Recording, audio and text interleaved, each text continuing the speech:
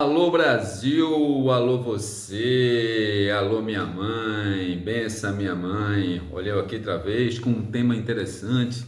Alô meus pequenos soberanos tiranos, tiranos soberanos, Carmen Lúcia, dá recado para Carmen Lúcia de novo. Grande soberana tirana, né? Uma suprema soberana tirana, Carmen Lúcia, grande abraço. Há pouco tempo eu falei com ó, meu primo Sileno. Coração Grande, meu primo e minha prima André, que estão lá na encruzilhada, torcendo pelo Fluminense. O Fluminense está fazendo um papel bonito aí nessa Copa do Mundo aí, né, de clubes, tá jogando muita bola. E hoje, falando nisso, jogar em bola, falar em futebol, o meu tricolor vai jogar. Vamos ver aí, tricolor, vamos ver aí o que é que vai aprontar hoje, hein? O que é que vai aprontar hoje, tricolor? Vamos ver. Mas o tema de hoje é deveras interessante. Sabe por quê? Porque a gente que é imigrante pensa, evidentemente, em se regularizar, né? E para se regularizar você precisa obedecer certos critérios, né? Preparar alguns documentos, e é sobre isso que eu vou falar, né? Porque algumas pessoas recebem documentos mais rápido do que outras, né? Eu costumo comentar sobre isso, em alguns vídeos anteriores eu comentei sobre isso, do critério, do padrão, porque às vezes em relação a isso, a questão do padrão é não ter padrão, né? Não há uma regra que é obedecida. Opa, você vai receber a residência com tantos dias, X dias, 90 dias úteis, né? A questão da CPLP, dizem 90 dias úteis, mas, como eu vou comentar aqui hoje, tem gente que recebe com 6 meses ou até mais. E no caso também de renovação, que é uma coisa que, no meu entender, que seria um pouco mais célere de ser feita, né? A pessoa já tem a residência. Então essa renovação poderia ser um pouco mais rápida, né? A pessoa já tem a documentação, já está tudo certinho. Não tem por que demorar mais 2 meses, 3 meses, assim, no meu entender, não tem por quê. Porque o cadastro da pessoa já está toda lá, já está toda no sistema, não tem por que demorar assim. Mas são critérios que a gente tem que obedecer, né? Só vou comentar sobre isso hoje, que eu acho bastante importante.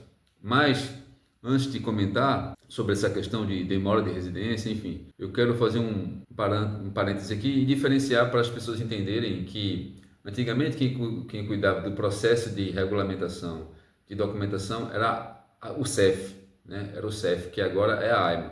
E o CEF, o que significa CEF para as pessoas que não sabem aí no Brasil? Significa Serviço de Estrangeiros e Fronteiras. Era uma agência governamental portuguesa, né, responsável por gerenciar questões relacionadas à imigração, fronteiras em Portugal. E no dia 29 de outubro de 23 ela foi extinta. O CEF, essa organização foi extinta e deu lugar à AIMA. Eu vou começar por isso, né, essa introdução, para a gente entender depois como é que vai se desenrolar o vídeo daqui para frente. Então, ela deu lugar à AIMA. E o que é que significa a AIMA? A AIMA é Agência para Integração,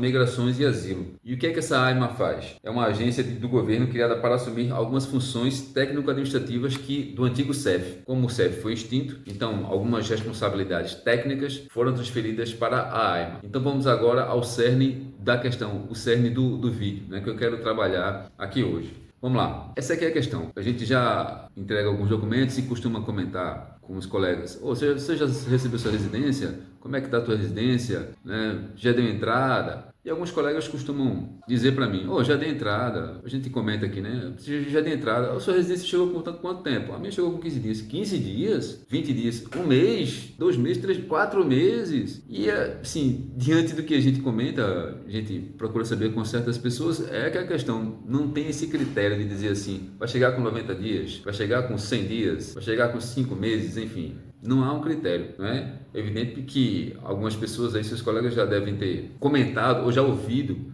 essa história de que a residência chegou com 15 dias, outro com 20 dias, outro com 30 dias. Isso aí também parece que isso é mais comum do que se espera, não é? Aí que é a questão: o fulano contratou um advogado, eu vou entrar nisso. O fulano contratou um advogado, né? E a residência saiu com um mês, né? Porque se contrata um advogado, é evidente que se contrata um advogado para acelerar esse processo. Mas só se acelera o processo se contratar um advogado, coisa tá meio que, me parece que meio que vinculada aí, não sei porquê, mas eu vou entrar aí, né? Enquanto você está tudo certinho, entrega a documentação toda certinha, participa da entrevista, faz tudo certinho, direitinho, e acaba tendo que enfrentar essa via crucis aí de 6 meses, enquanto que a pessoa contrata um advogado com 15, 20 dias, isso não é norma, evidentemente, né? Isso não é norma. Com 15, 20 dias, a residência já está entregue. É interessante isso. Então, que você que continua, você que pegou a documentação toda certinha, acaba tendo que esperar esse tempo aí a mais. Aqui eu dividi esse vídeo aqui em 3 blocos. Vamos aqui para o bloco 1. A AIMA e a via rápida dos advogados. Essa aqui é. Com os advogados, o processo é muito mais célere do que você esperar normalmente. Aí eu digo, a AIMA substituiu o antigo CEF, que está atolado de processo. Todo mundo sabe que a AIMA está atolada de processos porque, como eu disse anteriormente, acabou pegando algumas responsabilidades técnico-administrativas do CEF para si. O prazo oficial para decidir sobre o pedido de residência CPLP, por exemplo, é de 90 dias úteis, mas, na prática, esse prazo vira quase 6 meses. Todo mundo já está calejado disso, né? Todo mundo já está calejado disso. Aí entra aqui essa questão do advogado. Muita gente faz contratar advogado que entra com um mandado judicial de omissão. Omissão de quem? Da AIMA. Né? O advogado entra com mandado judicial por omissão. O advogado diz à justiça, opa, meu cliente está com tudo certinho, entregou documentação, entregou tudo que tem que entregar, e vocês aí, AIMA, como é que é? Vamos agilizar esse processo. Então ele entrega esse processo ao juiz. E o juiz dá um prazo, eu estou falando aqui muito resumidamente, é evidente que não é só isso, né? Tem uns termos técnicos, jurídicos para isso. Mas eu estou falando aqui resumidamente para a gente entender como é que funciona mais ou menos essa questão do advogado, né, para você entrar com uma ação com o advogado para acelerar esse processo. Então, o juiz dá um prazo à AIMA, para a AIMA se pronunciar, 10, 20, 30 dias aí, para a AIMA responder essa questão do mandado judicial. Né? É o famoso obrigado a agir. A AIMA é obrigado a agir diante dessa questão do mandado judicial. Né? Caso contrário, corre-se o risco de levar multa. A AIMA pode levar multa caso não obedeça aí o tempo que o juiz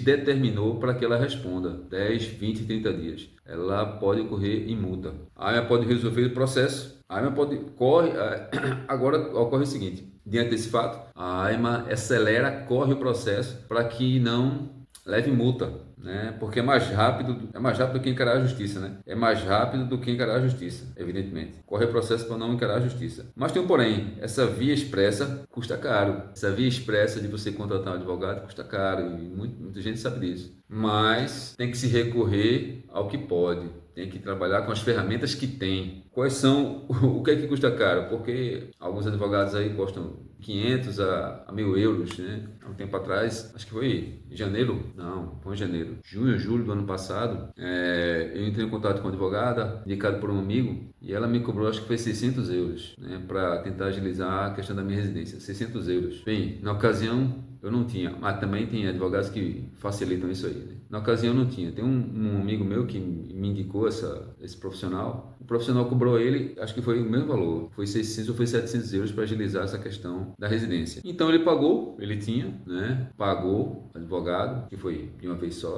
lá, 600, 700 euros. E com pouco tempo, a entrevista dele foi marcada, né? Depois da entrevista, tudo certinho, tudo direitinho. Entregou a documentação que teve que entregar, indicado pelo advogado. E com 30, 40 dias no máximo, a residência chegou na casa dele, né? Então, para que você agilize esse processo ou pegue essa via expressa, você tem que ter uma grana aí disponível para contratar um advogado, contratar um profissional que faça esse trabalho. Agora vamos aqui para o bloco 2. Vamos lá entrar para o reagrupamento familiar. Esse também é o drama do reagrupamento familiar. Agora imagina você assim, o que é reagrupamento familiar? Você está aqui, está no Brasil e vem trabalhar aqui. Evidentemente que se você constitui família, você quer estar junto da família. Quer estar junto da família e com o tempo você pensa em trazer a família para cá. Então isso é reagrupamento familiar. Trazer sua esposa, trazer seus filhos. E para tudo tem que obedecer critério. Com o reagrupamento também não é diferente. Quais são os critérios para você dar entrada, ou pelo menos tentar dar entrada aí no reagrupamento familiar? Você precisa provar que ganha pelo menos 820, que é o salário mínimo, 820 euros para a esposa, mais 246 por filho. Então, por exemplo, se você tem uma esposa e filho e quer trazer para cá, você tem que ter no mínimo 1.170 euros. Tem que ter no mínimo 1.170 euros mensais. Convenhamos